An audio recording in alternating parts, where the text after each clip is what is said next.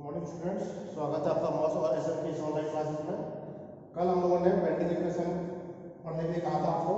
हमारा bending equation के लिए 3 पार्ट थे, मैंने आपको पहला बताया था। पहला था आपका गुरुत्व केंद्र निकालना। ये मैंने आपको फर्स्ट ईयर में पढ़ाया है, उसमें मैकेनिक्स में।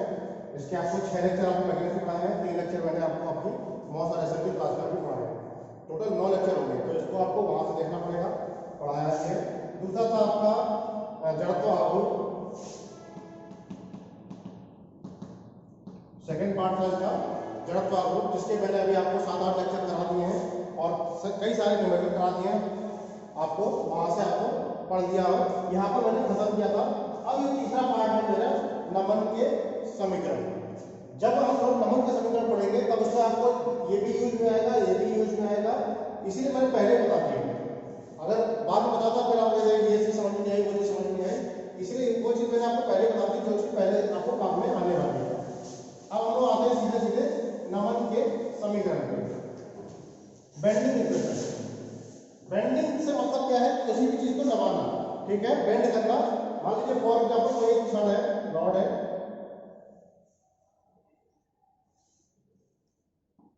ये कोई रॉड है, ठीक है, अभी सीधी है।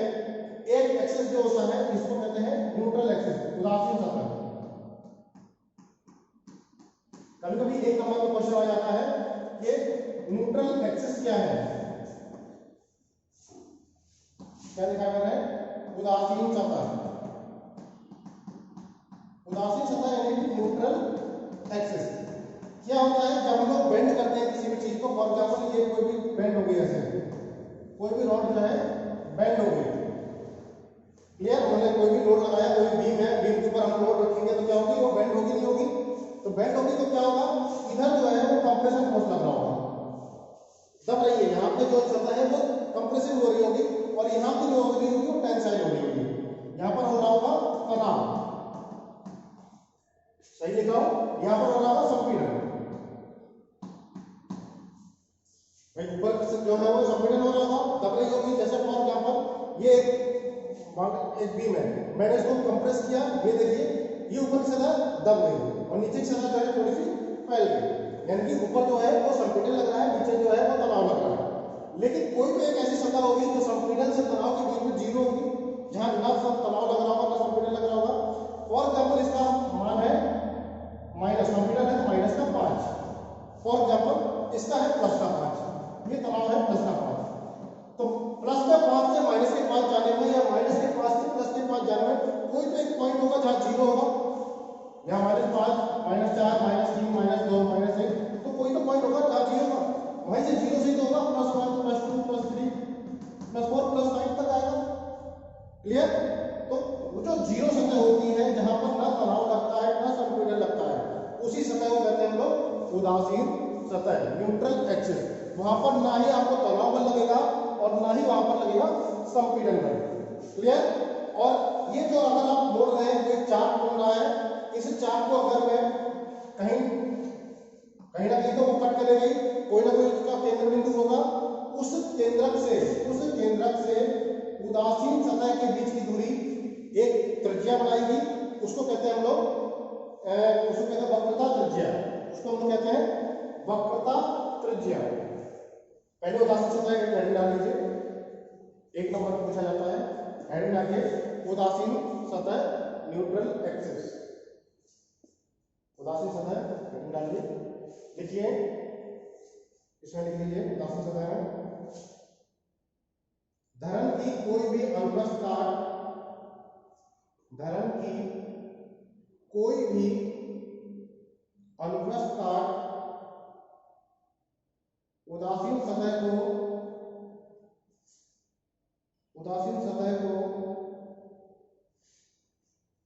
जिस रेखा पर मिलती है,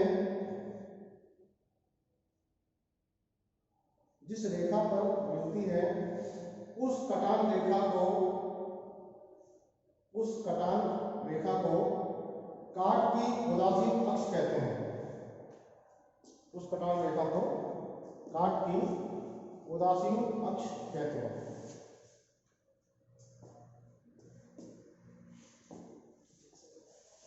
अथवा अथवा में लिख ये तो टेक्निकल पॉइंट हो गया, अथवा वह सतह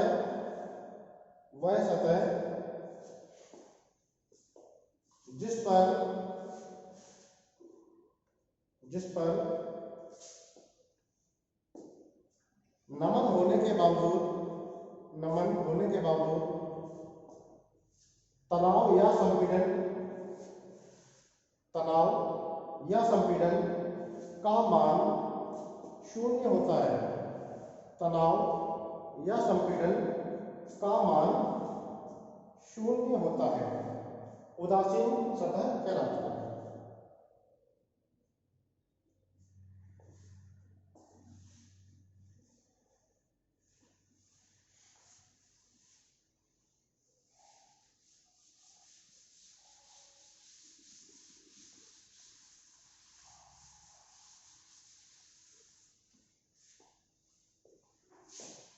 सेकंड है वक्रता त्रिज्या।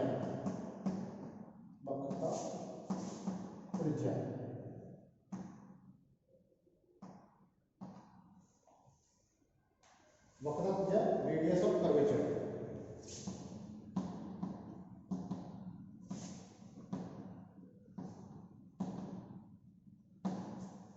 Radius of curvature. Next heading वक्रता त्रिज्या।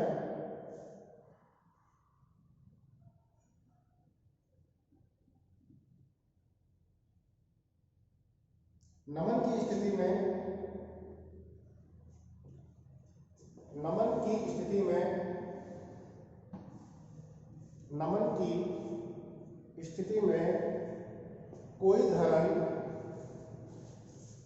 की स्थिति में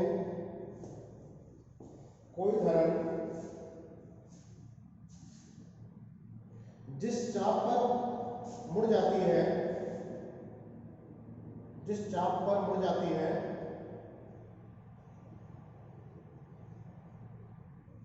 उस चाप की त्रिज्या को ही वक्रता त्रिज्या कहते हैं। उस चाप की त्रिज्या को ही वक्रता त्रिज्या कहते हैं। ये एक एक नंबर में पूछे आता है ना, निम्नलिखित को परिभाषित करो। उनमें से ये कई बार पूछा गया है। उदासीन अक्ष और न्यूट्रल रेडियस ऑफ कर्वेचर कई बार पूछा गया है, इसलिए मैंने आपको नोट करा दिया। ये एक एक नंबर के सवाल है।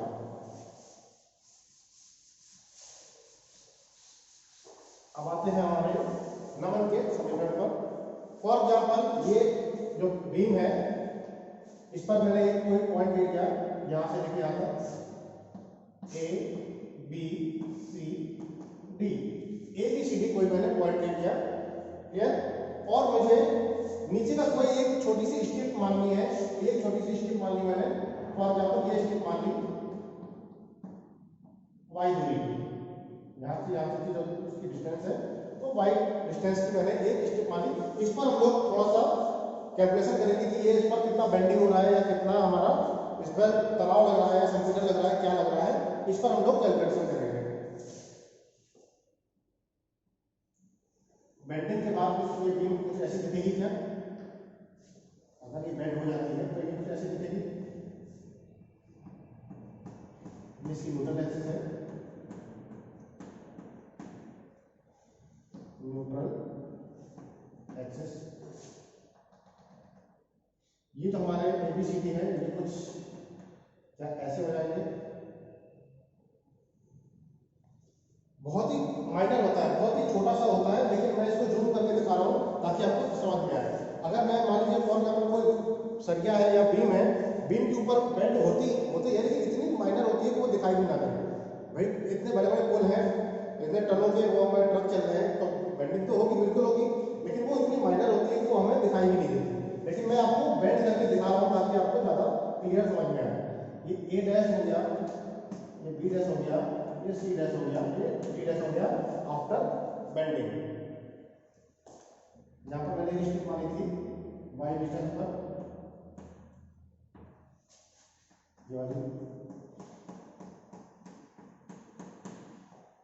ये ABCD, ये माना कि E F G H, तो यहाँ पर E डैश एफ डैश जी डैश। कई कई किताबों में ABCD ना मान के कुछ और भी माना है, तो उससे दिक्कत नहीं है। ए की जगह बी मान लोगे, बी की जगह सी मान लोगे, उससे कोई फर्क पड़ेगा नहीं। ठीक है, मेन चीज आपको कॉन्सेप्ट समझ में आना चाहिए। अब मुझको देखना है कि इस पर कितनी विकृति हुई। मुझे देखना है कि इस वाले स्ट्रिप पर विकृति क्या हुई। विकृति बराबर होता है आकार में परिवर्तन, या लंबाई की और बात चल रही है अभी, तो लंबाई लिख लेते हैं। आकार में सब कुछ आ जाता है, और ये चीज मैं आपको पढ़ा चुका हूं प्रतिबल विकृति में। क्या लंबाई में परिवर्तन, लंबाई में परिवर्तन वास्तविक लंबाई,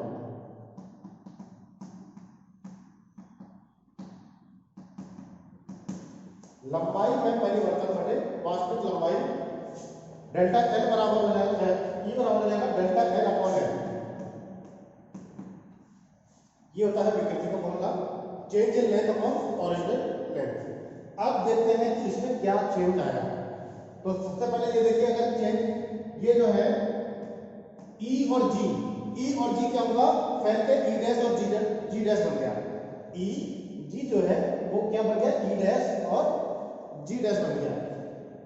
एफ और एच, एफ डैश और एच डैश बन गया, लेकिन वो इक्वल है, बराबर है। क्यों बराबर है, क्योंकि वो उदासीन अक्ष पर है, क्योंकि ये न्यूट्रल एक्सिस पर है। न्यूट्रल एक्सिस पर क्या बताया था, जीरो होगा, उसकी ना लंबाई कम होगी ना ज्यादा होगी, ना तनाव होगा ना संपीड़न होगा, यानी कि एफ और एच इक्वल टू होगा एफ डैश और एच डैश के। क्यों बराबर होगा, क्योंकि वो है उदासीन अक्ष पर, यानी कि न्यूट्रल एक्सिस पर है। ये जो है हमारी उदासीन अक्ष है। उदासीन अक्ष पर कोई भी परिवर्तन नहीं होगा। ई बराबर लंबाई में परिवर्तन कैसे निकालते हैं। मान लीजिए कोई भी 10 से 12 हो गई, तो कितना परिवर्तन हुआ, 2 का परिवर्तन हुआ। भाई कोई भी चीज 10 से थी, 10 से 12 हो गई, तो 2 का परिवर्तन हुआ। निकालेंगे कैसे, 12 माइनस 10 करके निकालेंगे, यानी कि ई डैश सॉरी एफ डैश और जी डैश चेंज हो गया। ये हो गया, क्या हो गया, एफ डैश और G dash minus F G upon F G. Change in length, ज्यादा में से कम को घटा दिया। ठीक है, change in length upon original length क्या थी मेरी, ये थी एफ कहाँ है, ई है, ई है, एफ तो ऊपर है, ये ई है। ई डैश जी डैश में से एफ जी, ई डैश जी डैश में से ई जी माइनस ये अब एफ का मान तो ऊपर है। इसका मान कैसे निकालेंगे, ये कोई चाप की तरह दिख रही है क्या, एक कर्व की तरह दिख रही है, और चाप बराबर होता है, सभी को पता है, कोण गुणित त्रिज्या। कॉमन सा फॉर्मूला है, चाप बराबर कोण गुणित त्रिज्या। अब कोण कहां से आएगा बेटा, ये कहीं पर अगर मैं डॉट डॉट डॉट करके आगे बढ़ाऊंगा तो कहीं ना कहीं तो कट करेगा, तो वही जो कट होगा वो आएगा कहीं तो कट करेगा। मान लो हल्की सी भी मुड़ रही है तो कहीं कट करेगी, और इसी से यहां से लेके यहां तक जो दूरी है वो है मेरी वक्रता त्रिज्या। जो अभी अभी मैंने नोट कराई कि जो कटिंग बिंदु होती है या जो चाप का केंद्र बिंदु होता है उससे लेके उदासीन अक्ष के बीच की दूरी को हम लोग कहते हैं वक्रता त्रिज्या। ये है मेरी वक्रता त्रिज्या, ये है आर। तो देखिए भैया, अब मुझे चाप भी मिल गया और त्रिज्या भी मिल गई।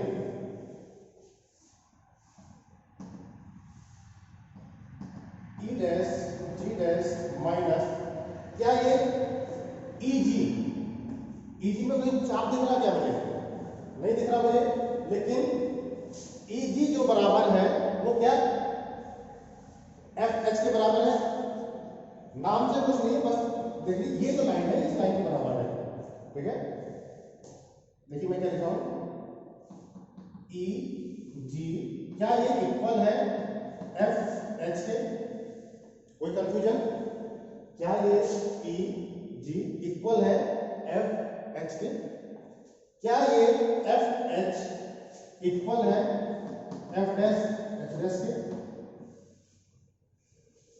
क्या ये एफ एच क्या ये इक्वल है एफ डैश एच डैश के? क्योंकि वो उदासीन अक्ष पर है, न्यूट्रल एक्सिस पर है। मैंने पहले बताया था कि एफ और एच जो है एफ डैश एच डैश के इक्वल होगा, बराबर होगा। अब मुझे पता है एफ डैश एच डैश कौन सा कर्व शेप में है, यानी कि यहां लिखूंगा मैं एफ डैश एच डैश, ई जी की जगह लिख रहा हूं divide by F dash H dash.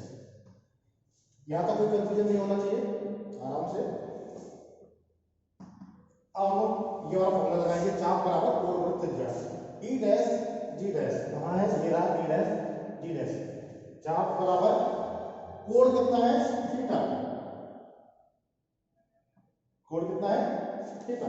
त्रिज्या कितनी है, यहां से लेके यहां तक r प्लस वाई है। क्या r तो उदासीन अक्ष तक है और y और ऐड करेंगे इसमें, क्योंकि मैं नीचे वाले कर्व की बात कर रहा हूं। तो r plus Y, r plus Y. फिर से देखो क्यों आया r प्लस वाई, जीरो से लेके यहां तक जो है वो उदासीन अक्ष तक r है, और जो ई डैश जी डैश है वो उदासीन अक्ष से y डिस्टेंस नीचे पर है, तो उसमें y ऐड कर दिया, minus F dash H dash, F dash और एच डैश। अब इसकी लंबाई r ही है, तो क्या हो जाएगा r थीटा और डिवाइड बाई r थीटा। कहीं कोई कंफ्यूजन, कोई दिक्कत? देखो इस वाली लाइन को, कोई दिक्कत?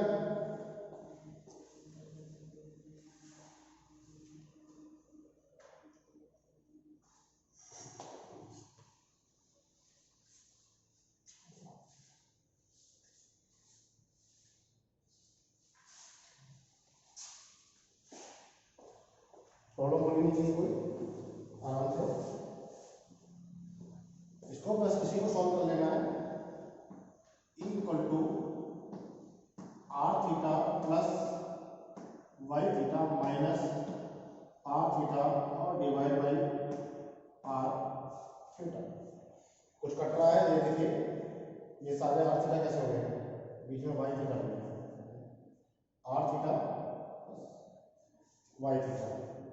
ये देखिए आर थीटा से आर थीटा कैंसिल हो गया, एक प्लस में था और एक माइनस में था, बचा क्या Y theta divide by R theta बचा यहाँ पर। अगेन थीटा से थीटा कैंसिल हो गया, बचा क्या वाई अपॉन आर, बचा क्या वाई अपॉन आर। इसको नोट कर लीजिए पहले।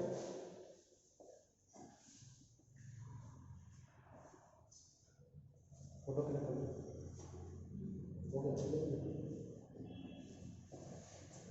इसको मैं अब थोड़ा सा ऊपर लिख दे रहा हूँ, थोड़ा सा ऊपर रफ कर रहा हूँ।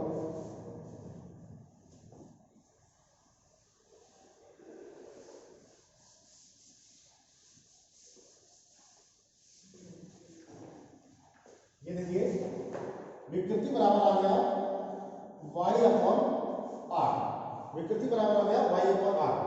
और विकृति का फॉर्मूला एक और हम लोगों ने पढ़ा है कि कैपिटल E बराबर सिग्मा अपॉन ई, यंग मापांक बराबर प्रतिबल बटे विकृति होता है। ये हम लोगों ने पढ़ा था कहाँ, हुक्स के नियम में, जब हुक्स का लॉ पढ़ा था हम लोगों ने, under the elastic limit stress is directly proportional to strain. प्रतिबल प्रत्यास्थ सीमा के अंतर्गत प्रतिबल तथा विकृति आपस में समान स्वाद के होते हैं। वहां पर मैंने ये वाला फॉर्मूला पढ़ाया था आपको, यंग मापांक बराबर प्रतिबल बटे विकृति। यहां से अगर मैं विकृति का मान निकालना चाहूँ तो क्या मैं सिग्मा अपॉन ई लिख सकता हूँ। यहां से अगर मैं विकृति का मान निकालना चाहूँ तो क्या मैं सिग्मा अपॉन ई लिख सकता हूँ। तो यहाँ पर मैं लिख सकता हूँ sigma upon E equal to Y upon are.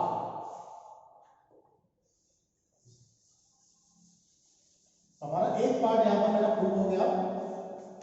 क्या प्रूव हो गया, इन दोनों को एक्सचेंज कर रहा हूँ, sigma upon Y equal to E upon R. ये मेरा एक पार्ट मेरा कंप्लीट हो गया, sigma upon Y equal to E upon R. ये है मेरा प्रतिबल है, ये उदासीन अक्ष से दूरी है, y जो है उदासीन अक्ष से जिस पर जिस सतह पर मुझे कोई भी तनाव या प्रतिबल निकालना हो या नमन प्रतिबल निकालना हो तो वो उदासीन अक्ष से उसकी दूरी हो जाएगी। ई मेरा यंग मापांक है, आर है मेरी वक्रता त्रिज्या।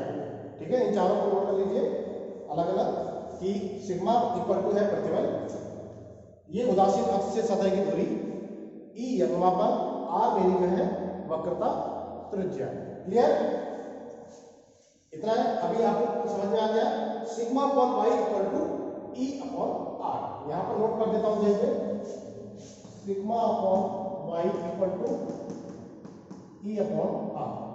अभी इसका काम पड़ेगा इसलिए मैंने इसको यहां पर नोट कर दिया। यहां से अगर मैं सिग्मा निकालना चाहूं तो क्या हो जाएगा, थोड़ा सा और रफ कर दे रहा हूं।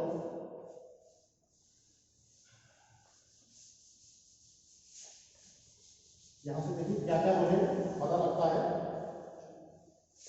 Sigma upon sigma equal to निकालना था, sigma equal to E upon R into Y. इससे क्या पता लगता है, sigma equal to E upon R into Y. E upon R जो है ये कांस्टेंट है, नितांत है। ई भी कांस्टेंट होता है, आर भी एक कांस्टेंट रहेगा। केवल और केवल बढ़ेगा जो वो वाई बढ़ेगा। वाई की डिस्टेंस जो है जीरो भी हो सकती है और वाई की डिस्टेंस मैक्सिमम भी हो सकती है। तो जब वाई बढ़ेगा तब सिग्मा बढ़ेगा यानी कि प्रतिबल बढ़ेगा। जब वाई कम हो जाएगा तब ये भी मेरा कम हो जाएगा। जब वाई का मान जीरो होगा तब प्रतिबल भी जीरो होगा। जब ये देखिए, जब मैं वाई का मान जीरो कर दूं यानी उदासीन अक्ष पर आ जाऊंगा तब मुझे कोई भी प्रतिबल नहीं मिलेगा, ना तनाव मिलेगा ना संपीड़न मिलेगा। जब मैं वाई का मान मैक्सिमम कर दूं तब मेरा सिग्मा भी मैक्सिमम होगा। जब वाई मेरा तनाव में होगा तो ये भी मेरा तनाव में होगा, प्रतिबल भी तनाव में होगा। वाई संपीड़न यानी कि इधर कर दूं, वाई का मान मैं इधर कर दूं, अगर वाई मैं संपीड़न में लेता हूं तो मेरा जो प्रतिबल है वो भी संपीड़न में आएगा। यानी कि सीधे सीधे मैं कह सकता हूं कि ये जो प्रतिबल है वो वाई के ऊपर डिपेंड हो गया पूरी तरह से। Sigma is directly proportional to Y हो गया। अगर मैं सीधे सीधे शब्दों में कहूं कि जब ये जो सिग्मा है वो totally depends on Y. Y का मान जीरो हो जाएगा तो ये भी जीरो होगा, ये मैक्सिमम होगा तो ये भी मैक्सिमम होगा, ये मिनिमम होगा तो ये भी मिनिमम होगा। ये हम लोग समझ सकते हैं यहाँ पे फिगर से कि जो वाई है ये अक्ष जो है, ये सतह जो है जैसे जैसे बढ़ेगी वैसे वैसे प्रतिबल का मान भी बढ़ेगा। ये सतह कम होगी तो प्रतिबल का मान भी कम होगा। इसको मैं अगर नेगेटिव में ले लेता हूँ तो ये मेरा प्रतिबल जो है वो भी नेगेटिव में चला जाएगा यानी कि संपीड़न में आ जाएगा। जब तक ये तनाव में रहेगा तब तक ये भी तनाव में रहेगा, ये संपीड़न में चलाएगा तो ये भी संपीड़न में रहेगा, यानी कि totally depends on Y. Clear? यहां तक कोई दिक्कत? क्योंकि कई कई सवालों में पूछा जाता है कि वाई को अगर संपीड़न कर दिया जाए तो प्रतिबल कैसा होगा, तनाव होगा, संपीड़न होगा, उदासीन भी होगा। तो जैसा ये वाई होगा वैसा ही मेरा प्रतिबल भी होगा। ये तो भाई एक बात है। अब हम लोग आते हैं इसके सेकंड पार्ट पर, इसका आघूर्ण निकालते हैं। इसको रफ कर दूं, लिख लिया सबने?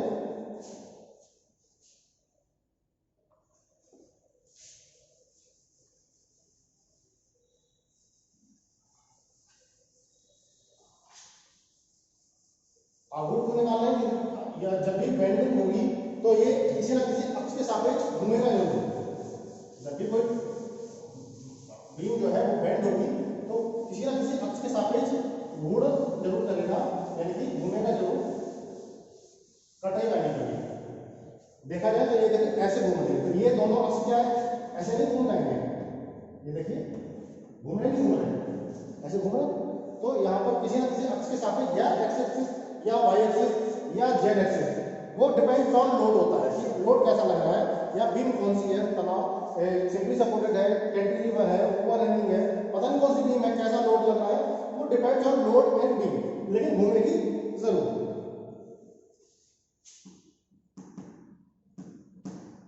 आघूर्ण बराबर होता है बल गुणित लंबवत दूरी, force into perpendicular distance.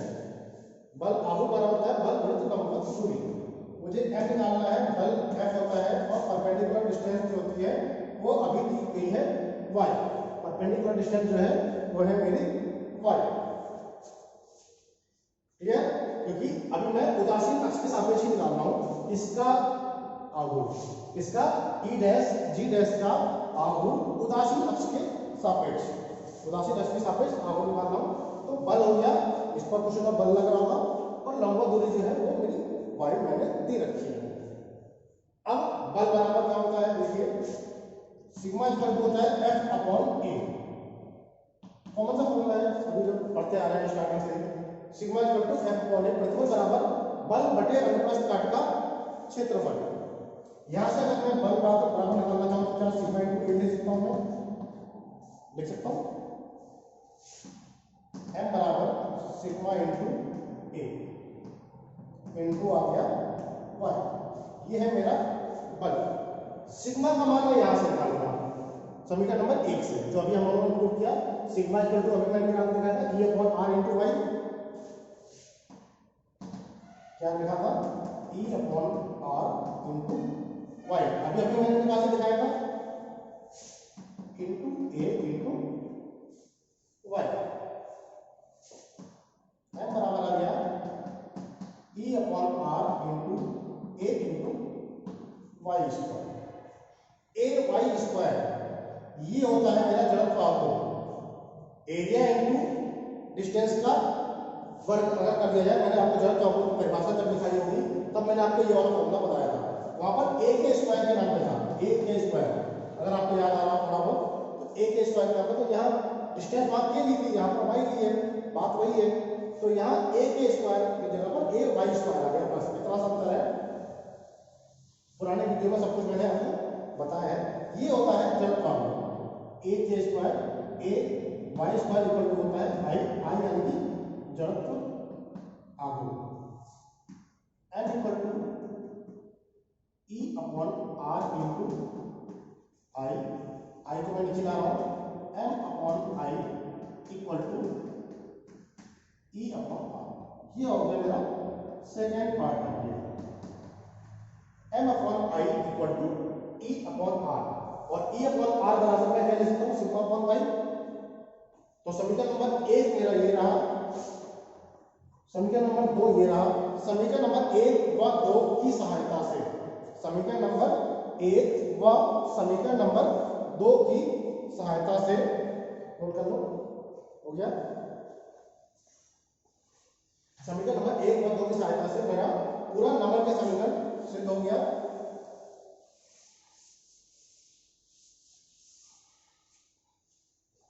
Last line लिखनी है आपको, समीकरण नंबर 1 व समीकरण नंबर 2 से क्या है, m upon I equal to sigma upon Y equal to E upon are.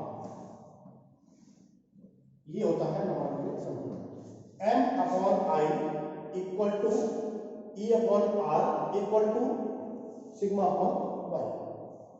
E upon R जो है कॉमन है दोनों में, ई अपॉन आर, ठीक है। तो ये और ये तीनों आपस में बराबर हो गए, ये हो गया मेरा नमन के समीकरण। बस इधर सबका मान आपको लिख लेना है। आई इक्वल टू सबको पता है, मैंने जड़त्व आघूर्ण बताया है। एम जो होता है वो होता है आघूर्ण, नमन आघूर्ण। अभी मैं बताऊंगा कैसे निकालना है।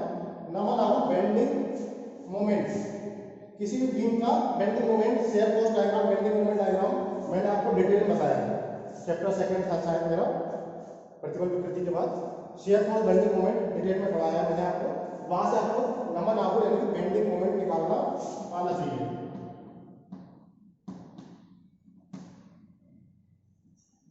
बेंडिंग मोमेंट आई क्या है मेरा, आई है मेरा जड़त्व आघूर्ण, जड़त्व आघूर्ण, मोमेंट ऑफ इनर्शिया।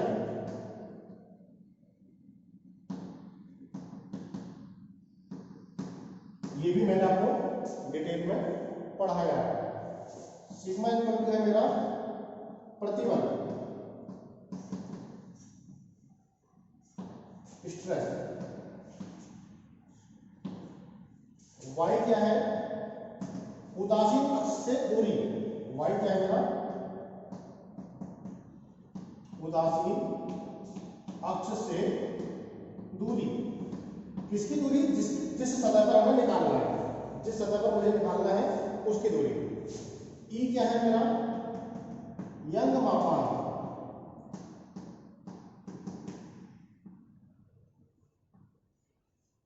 यंग मापांक, ठीक है। मॉडल्स ऑफ इलास्टिसिटी जिसे कहते हैं। आर है मेरी वक्रता त्रिज्या, वक्रता त्रिज्या, रेडियस ऑफ कर्वेचर, ठीक है। ये फॉर्मूला प्रूव करने के लिए कई बार आ चुका है 5 नंबर का। केवल सीधे सीधे एक लाइन में लिख दे दिया कि नमन के समीकरण सिद्ध कीजिए। 5 नंबर का क्वेश्चन कई बार, कम से कम 10 में से 6 बार पूछा गया है कि नमन के समीकरण सिद्ध कीजिए। तो नमन के समीकरण सिद्ध करने के लिए आपको यहाँ तक करना होगा, प्लस आपको ये सब लिखना पड़ेगा कि एम क्या है, आई क्या है, ई सिग्मा क्या है, वाई क्या है, ई क्या है, आर क्या है। ये सभी चीजें आपको पता होनी चाहिए, ठीक है। तो ये हो गया मेरा नमन के समीकरण सिद्ध हो गया। इस पर बेस्ड न्यूमेरिकल भी जरूर आता है। अगर प्रूविंग आएगी तो साथ में एक न्यूमेरिकल भी जरूर आएगा। यानी कि आपका ये जो टॉपिक है कम से कम 5 और अधिक से अधिक 10 नंबर का है, और पास होने के लिए 10 नंबर कम नहीं होते। केवल और केवल ये टॉपिक को फिर से बता दूं, आपका कम से कम 5 नंबर तो देके जाएगा ही जाएगा, चाहे वो न्यूमेरिकल के माध्यम से देखे जाए, चाहे वो प्रूविंग के माध्यम से देखे जाए। और अगर एक आध न्यूमेरिकल और आ गया तो कम से कम 10 नंबर का ये कई सवालों में एक ऐसे किया है कि 15-15 नंबर केवल इसके आए हैं। 15-15 नंबर केवल इस टॉपिक पर आए हैं, नमन के समीकरण के 15 नंबर। क्योंकि एक सवाल मान लीजिए इसका दे दिया 5 नंबर, एक प्रूविंग दे दिया और एक जड़ता अवगुण का दे दिया। तो जड़ता अवगुण भी तो इसके अंदर ही है, या केंद्र निकालने के लिए दे दिया। एल सेक्शन टी सेक्शन आते रहते हैं, तो जड़ता अवगुण निकालना है, यानी कि आपको जड़ता अवगुण तो इसमें नहीं है, जड़ता अवगुण इसके अंदर है। तो आ गया ना 15 नंबर। जड़ता अवगुण का सवाल आ रहा है तो आपको समझ लीजिए इसका ही सवाल है, वो अलग नहीं है। तो इसीलिए ये जो टॉपिक है वो आपको अकेले दम पर पास करा सकता है। अकेले दम पर अगर आपने ये टॉपिक पढ़ लिया, बाकी पूरी किताब ना पढ़ो, केवल इतना पढ़ के चले जाओ, तो आपको 15 नंबर और 12 नंबर के आगे तो ग्रेस से पास हो जाते हैं, उसकी टेंशन नहीं है।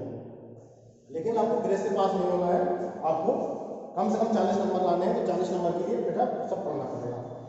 ये हो गया मेरा नमन के समीकरण। अब इस पर बेस्ड एक न्यूमेरिकल कर लेते हैं, फिर हम लोग देखते हैं आगे का, ठीक है। इस पर बेस्ड एक न्यूमेरिकल देखते हैं कि कैसा न्यूमेरिकल इसमें आता है। चलिए न्यूमेरिकल नोट कीजिए, सभी लोग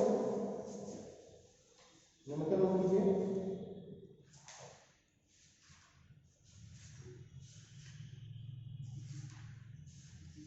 देखिए, एक कैंटिलीवर धरन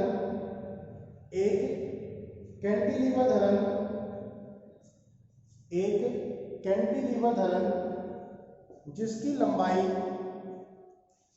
5 मीटर है, एक कैंटिलीवर धरन जिसकी लंबाई 5 मीटर है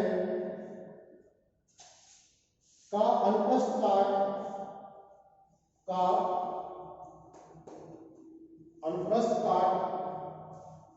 40 mm चौड़ा, का अनुप्रस्थ काट 40 mm 40 mm चौड़ा, 40 mm चौड़ा तथा 120 mm गहरा है, तथा 120 mm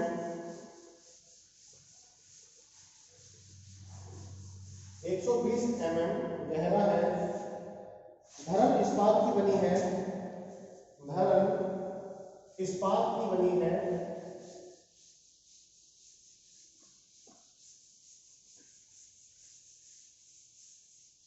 धरन इस्पात की बनी है।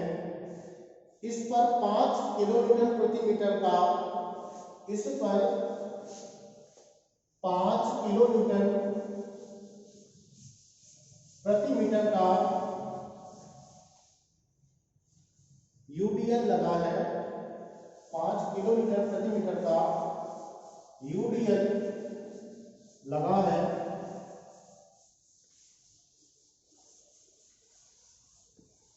5 किलोमीटर प्रति मीटर का यूडीएल लगा है। धरन में अधिकतम नमन प्रतिबल ज्ञात कीजिए।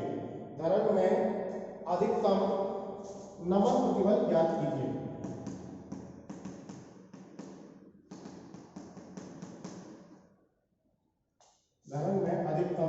प्रतिबल ज्ञात कीजिए। तो सबसे पहले कैंटिलीवर ऐसी बीम होती है, कैंटिलीवर बीम बना दिया मैंने, उस पर यूरियल लगा है, ये भी यूरियल लगा दिया, ठीक है।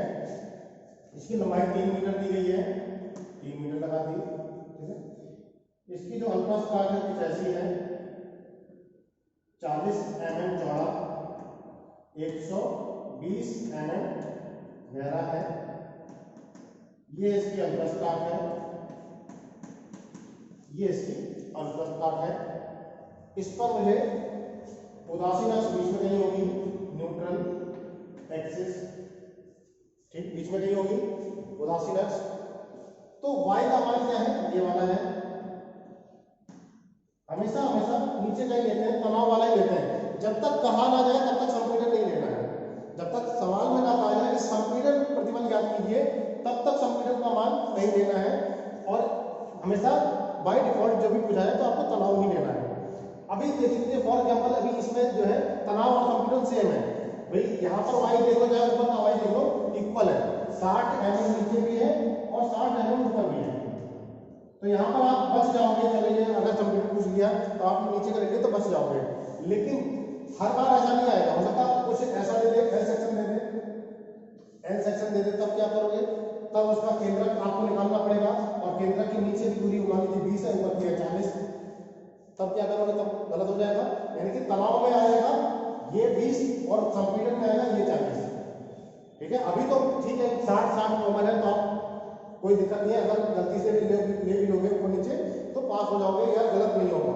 लेकिन जब भी एल सेक्शन आएगा या कोई ऐसा टी आपने पढ़ाया मैंने, ऐसा टी आ गया जिसका जो वाई बार है वो मिड में ना हो, बीच में ना हो, तो आप गड़बड़ कर जाओगे, गलती हो जाएगी आपसे। उस चीज का ध्यान रखना है कि जब तक आपसे कहा ना है तब तक आपको नीचे का ही पॉइंट लेना है, नीचे का ही बिंदु लेना है। चलिए अब क्या कह रहा है, तनाव प्रतिबल निकालना है, m/i = सिग्मा/y। ये मुझे पता है, नमन के समीकरण में मुझे आता है। E/r से लिया क्योंकि ना E का मान दिया है ना R का मान दिया है। जो मान दिया रहेगा तो उसके हिसाब से अपना फॉर्मूला का यूज करना है।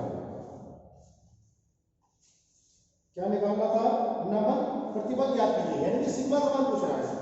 प्रतिबल तो यही होता है, तो सिग्मा इक्वल हो गया, सिग्मा का मान चलो सबको अलग अलग निकाल के रख देंगे, बाद में सिग्मा का मान निकल आएगा। सिग्मा/y = E/m/i और सिग्मा इक्वल हो जाएगा m/i × y,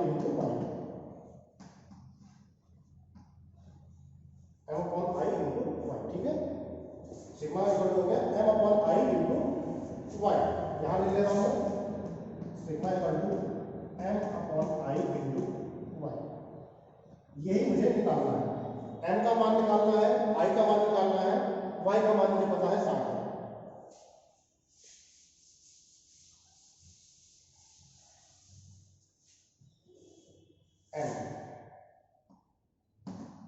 m क्या है, बेंडिंग मोमेंट।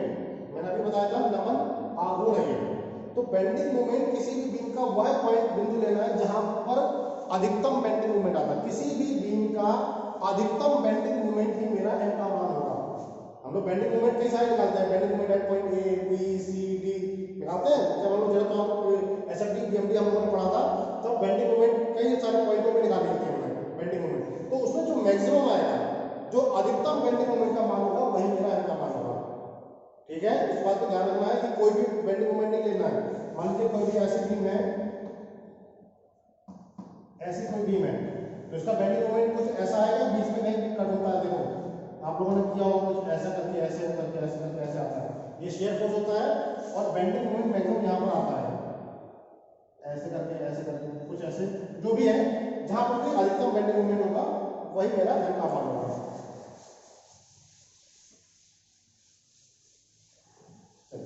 m बराबर निकालना है, बेंडिंग मोमेंट एट पॉइंट ए पर ही यहाँ पर अधिकतम है क्योंकि ये मेरी है कैंटिलीवर बीम, और कैंटिलीवर बीम में अधिकतम बेंडिंग मोमेंट हमेशा यहाँ पर होगा।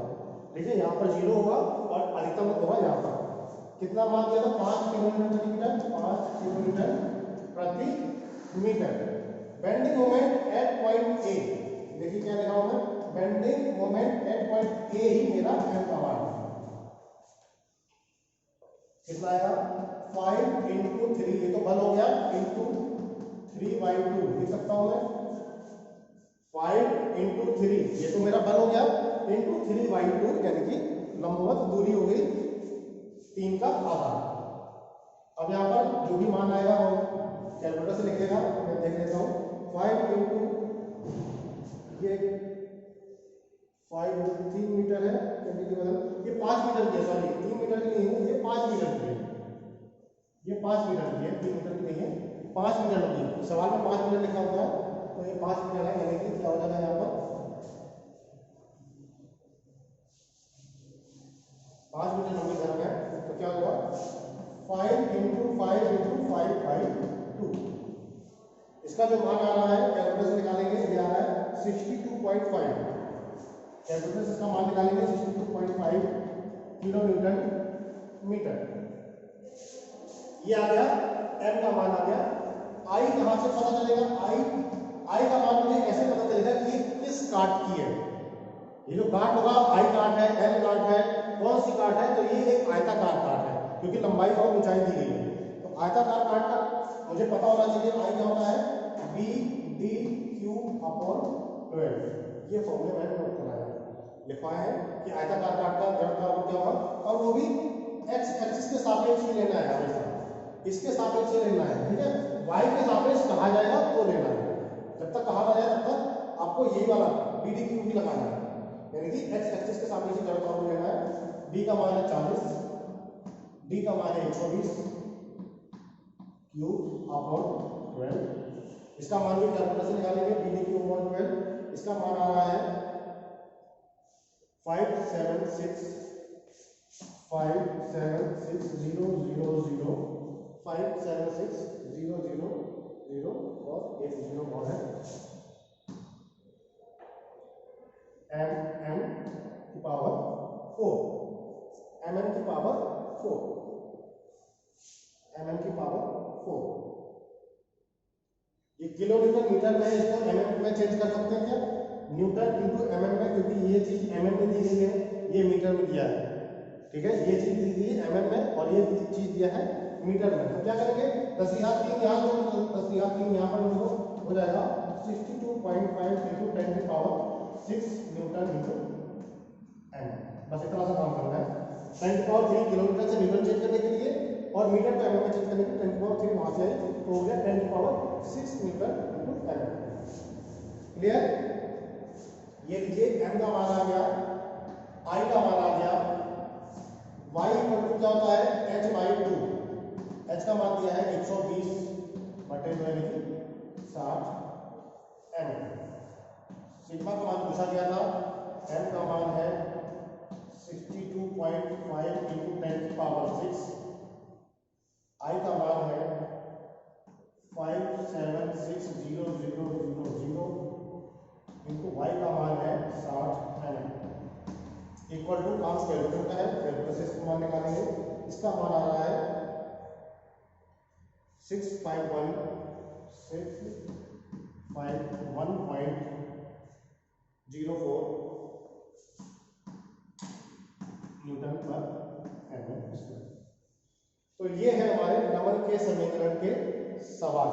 आपको सब कुछ पता होना चाहिए, i क्या है, m क्या है, ठीक है, y क्या है, एक एक चीज आपको जब तक पता नहीं होगी तब तक आपको, अगर मैं इसी सवाल को मैं पहले क्लास में करा देता तो आपको पहले मुझे 2 घंटा तो इसको समझाना पड़ता है, ये कहाँ से आ गया, 1 घंटा मुझे ये लगता कि ये बेंडिंग मोमेंट कहाँ से आ गया।